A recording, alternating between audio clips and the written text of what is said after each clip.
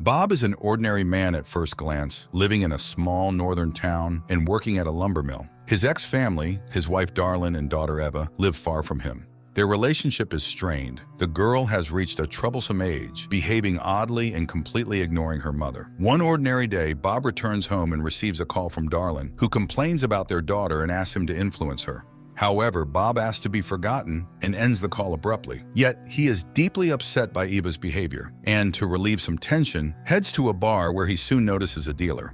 Later, they meet on the street. The young man tells him that his boss, Nelson, is in need of couriers. He remembers Bob from his NHL days, especially a famous fight Bob would rather forget. The man cuts off the young man's enthusiasms and buys some goods, dismayed by the rising prices. At work, Bob goes to inspect one of the malfunctioning blocks of the crusher. He climbs up to the machine and stares inside as if he wants to step into the blades. His grim thoughts are interrupted by a coworker's voice, and Bob abandons the frightening idea. Later, Bob tells his boss he needs a few days off, packs his things, and goes on a trip. However, on the night road, he suddenly feels very ill. Racked with pain, he loses control, and his pickup veers off the road. Barely recovering, Bob calls Nelson and then reaches a roadside cafe where he immediately heads to the bathroom, startling patrons with his bloodied face. Overcoming pain, Bob washes the blood off his hands, which are already bandaged, and then examines his side. It becomes clear that a piece of his skin has become invisible, making his internal organs clearly visible. Bob bandages himself with towels and returns to the dining area, where Nelson soon arrives. The dealer agrees to tow and fix his pickup, in exchange for which Bob will have to serve as his courier, especially since he is heading in the needed direction.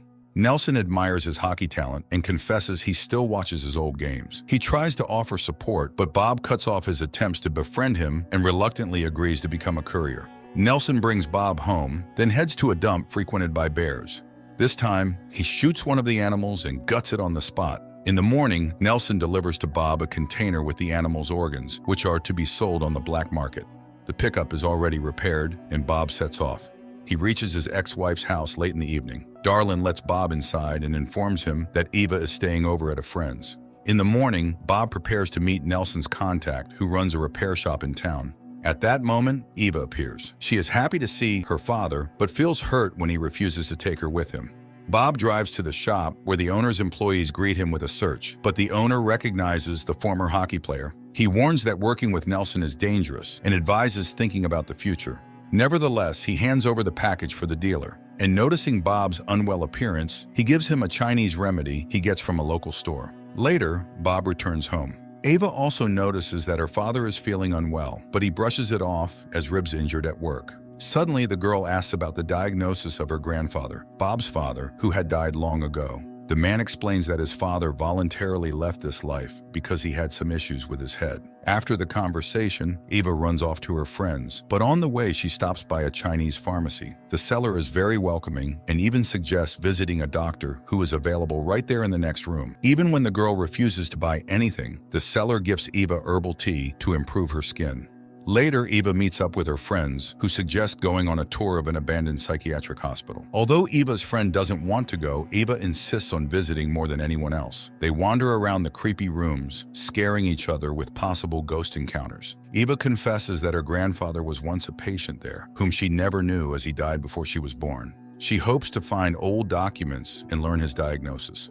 The group descends into the basement, where they are frightened by a figure in a white sheet, but on a closer look, it turns out to be just a pile of rags. However, Eva's friend in terror grabs her hand, tugs at her sleeve, and sees a transparent hand. The girl gets even more frightened and runs away from Eva. Meanwhile, her parents recall their years together and Eva's childhood pranks, like when she went to school on her own at the age of 6. In the morning, Darlene discovers that Eva didn't spend the night at home. She, her friend, and Bob begin to search for the girl, but she's neither at the hospital nor the police station. Darlene goes to the station to file a report, and Bob starts investigating his daughter's belongings. He finds her phone and reads a chat with friends about the planned excursion. The couple goes to Eva's friend's house, but her father says their daughter isn't there. Later, Bob calls Nelson and reports that the delivery will be delayed. The dealer is very displeased. After this, Bob finds Eva's friends. They act provocatively, and the man loses control. After a scuffle, a boy admits they were at the psychiatric hospital. Bob realizes she was looking for her grandfather's data. At the same time, Eva regains consciousness in an iron cage. Meanwhile, her parents drive to the psychiatric hospital and enter the still functioning part. The security tries to stop them from entering, but Bob gets into a fight and collapses from severe pain. The chief physician comes out, who remembers both his father and Bob well. She asks Darlin to leave her husband in the clinic as he is not well. Bob remembers himself as a little boy in the same corridor. Later, he argues with the doctor, who calls what happened to his father a tragic accident, as he saw it all himself. The woman confesses that his father wanted to die to hide his illness from others. He was very afraid for his family. Bob immediately remembers how his father asked not to show him to his son. The doctor reminds that she couldn't stop the disease, but she protected the man. She shows the room of his father from where he watched his son's life and offers Bob to stay in the clinic. She will study his illness and provide all necessary care, but Bob categorically refuses as Ava needs him. Nevertheless, they lock him up. However, at night, he wakes up to the sound of an opening door and sees that the way is clear and a bunch of keys to the clinic doors is on the bedside table. Bob dresses and leaves. He arrives home, but Darlin isn't there. Only her friend is going crazy with worry for the missing ones. Then Nelson calls again and starts threatening Bob, listing his family members, which drives the man over the edge. Hearing his swearing, Darlin's friend tells him that girls have been disappearing in the town for a long time and demands that something be done. He goes to her friend's house again, and this time he manages to meet her. The girl confesses that she now knows her friend's secret. She is the same as him. She hands over Eva's backpack that was left with her. Bob examines it and finds a package with Chinese tea in the same packaging that he himself received from the owner of the workshop for Nelson. He goes to the man and asks questions about the missing girls. The man is offended. Despite his illegal activities, he is a father and grandfather and would not kidnap people. He tells about the Chinese pharmacy. Meanwhile, unknown people examine Eva, probing her wounds, causing the girl to cry.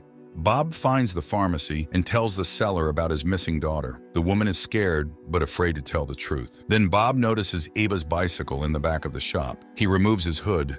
The woman is horrified, seeing his disappearing flesh, and she realizes that the girl is just like him. She tries to protect the doctor, glancing towards his office. Realizing this, Bob rushes in that direction, stripping off his clothes along the way. He descends into the basement, finds the doctor and his assistant, and starts beating them, demanding his daughter back. Then he hears Eva's voice calling him from a cage. Seeing what her father looks like, Ava is scared, but Bob calms her down and opens the cage. But the doctor manages to wound him. Bob leaves with his daughter. As a parting gift, the seller gives him tea that will help Ava and advises them to run. Father and daughter arrive home. Darlin immediately begins to provide help. It turns out she knew the father's secret and knows what to do. She couldn't confess to her daughter because she was afraid for her. In the morning, Bob regains consciousness and tells his daughter that he had to leave because of the illness. Eva confesses that she quit sports when she started having the same issues. She thought she was alone in this, but it turns out that her father and grandfather also suffered from invisibility.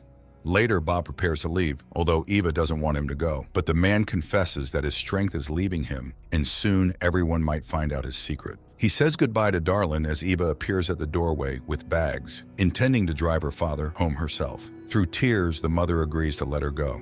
Father and daughter set off. Along the way, Eva starts asking questions. Bob admits that after what he experienced in childhood, he couldn't burden his family, so he left. The daughter promises to make up for everything they missed in their relationship.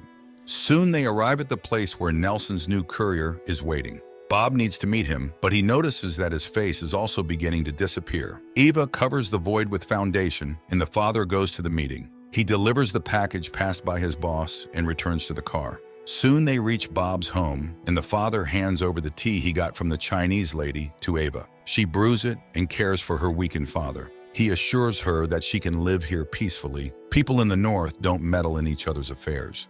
Meanwhile, Nelson opens the package and finds that he has been deceived. Ava goes shopping, and the dealer notices her. Later, the girl tries to calm her father, who has become almost invisible. And after a while, he suddenly says that it's time for him to go, because later he simply will not be able to accomplish what he planned. He is ready to disappear at the sawmill, which he had already tried to do. Despite her objections, Bob drives to the factory, but standing over the crusher, he suddenly stops. At this time, an armed Nelson bursts into his house. He threatens the girl with a shotgun, demanding to know where Bob is. Even though Eva says that he sold the house to her, the man realizes it's not true since Bob's belongings are still there. He accuses Bob of dishonesty and decides to take it out on his daughter. Suddenly, something throws him away from Eva. The girl realizes that her father, who has become completely invisible, has returned and is using this to beat the villain. Bob demands that he leave his family alone, but misjudging his strength, kills the dealer. He confesses that he could not leave his daughter a second time, and now he will always be with her. Later, they dump Nelson's body at the dump, where a bear finds it. Eva buys herself tinted glasses, sits in the empty car, and talks to her father, who advises her to drink her magic tea, as it helps. And he confesses that back then, when she was 6, he secretly followed her to school. Also, his father had told him that he did not want his son to see him like that. And he always thought his father meant death. But then, who pulled him out of the psychiatric hospital? Eva immediately remembers the white figure from the basement, smiles, and suggests talking to her grandfather. The seatbelt buckles the void, and father and daughter set off. An unusual Canadian horror film, shot amidst the harsh northern nature. A mix of genres ranging from action to thriller and horror, plus a bit of sentimental drama. All this captivates and compels one to watch the film to the end, although initially it seems quite gloomy.